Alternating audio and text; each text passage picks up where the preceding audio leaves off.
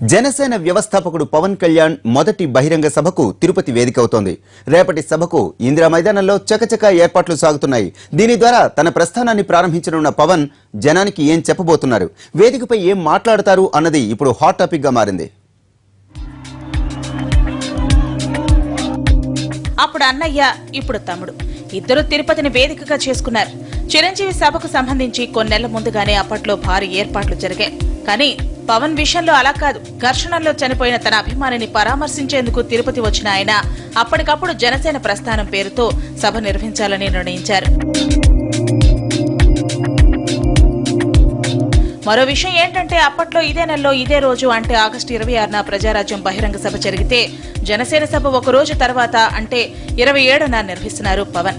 నిన్న తిరుపతి నుంచి నేరుగా తిరుమల వెళ్లి శ్రీవారిని దర్శించుకున్న తర్వాత మరో రోజు ఇక్కడే గడపాలని నిర్ణయించుకున్నారు పవన్.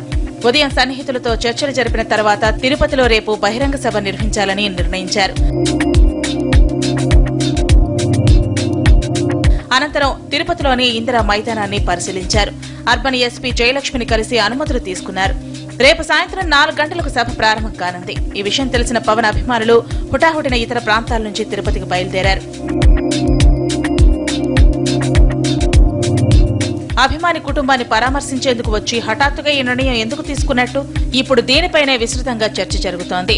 అభిమానుల గొడవలకు సంబంధించి సందేశం ఇస్తారా లేక రాజకీయ అంశాలపై ప్రకటన ఉంటుందా అన్నది హాట్ టాపిక్ గా మారింది. ఆధ్యాత్మిక భావనలు ఎక్కువగా ఉండటంతో పాటు సున్నిత స్వభావి అయిన పవర్ స్టార్ ను ఫ్యాన్ హత్య తీవ్రంగా కలిచివేసిందని అంటున్నారు సన్నిహితులు. పవన్ కళ్యాణ్ ఎక్కడ వేదిక పెట్టిన లక్షల్లో జనం వస్తారు, కానీ ఆయన బహిరంగ సభ వద్దు, ఒక చిన్న సభ వేదికగా మనం మాట్లాడాల్సిన అవసరం ఉంది, ప్రజల పక్షాన పోరాడాల్సిన అవసరం ఉంది, ప్రజల కోసం మాట్లాడాల్సిన అవసరం ఉందని చెప్పి ఒక సభగా తిరుపతి వెంకటేశ్వర పాదాల చెంత ఎంచుకున్నాము. ఇక రాజకీయంగా చూస్తే రాష్ట్రంలో ప్రస్తుతం నడుస్తున్న అంశాలు ప్రత్యేక హోదా, కాపు రిజర్వేషన్లు, హోదా మీద ప్రధాని తిరుపతిలో వెంకన్న సాక్షిగా పవన్ చంద్రబాబు సమక్షంలో మాట్లాడారు. 2.5 ఏళ్లు గడిచినా కేంద్రం నుంచి ఆశించినంతగా సాయం అందలేదన్న భావన ఉంది. ఇటు సీఎం చంద్రబాబు కూడా అంతగా ఒత్తిడి చేయలేకపోతున్నారని విపక్షాలు విమర్శిస్తున్నాయి. ఇలాంటి సమయంలో సరైన సమాధానం ఇవ్వడానికి ఈ వేదికను ఎంచుకుంటారా అన్న చర్చ కూడా నడుస్తోంది. జనసేన ప్రస్థానం వేదికగా రాష్ట్రంలో పార్టీ కార్యక్రమాలు ప్రారంభించేందుకు సన్నద్దమవుతున్నట్లు తెలుస్తోంది. త్వరలోనే తిరుపతి కార్పొరేషన్ ఎన్నికలు జరగనుండటంతో పోటీ చేసే అవకాశాలు కూడా ఉన్నాయి. ప్రజలందరికీ ఆయన తన సందేశాన్ని వినిపిస్తారని కూడా, అభిమానులకి కార్యకర్తలకి ఒక దిశానిర్దేశం అనేది చేస్తారని చెప్పేసి మేమందరం కూడా భావిస్తున్నాం. ఇప్పటివరకు స్పష్టమైనటువంటి అంశాలు, ఈ సభ యొక్క ముఖ్య ఉద్దేశం అనేది మాకు కూడా పూర్తిగా తెలియరాలేదు. ఆ విషయాలన్నింటినీ కూడా మా నాయకుడు పవన్ కళ్యాణ్ గారే మీడియా మిత్రులకు కానీ ప్రజలందరూ కానీ తెలియజేస్తారని చెప్పేసి మేము భావిస్తున్నాం. మరోవైపు పోలీసులను కొత్త టెన్షన్ వెంటాడుతోంది. ఇందిరా మైదానం చిన్నది కావడంతో 8,000 మందికి మించి పట్టే అవకాశం లేదు. 2008 ఆగస్టు 26న ప్రజారాజ్య ఆవిర్భావం సమయంలో లక్షలాది మంది కార్యకర్తలు హాజరయ్యారు. అప్పుడు పోలీసులే కాకుండా అభిమానులు కూడా ఇబ్బంది పడ్డారు.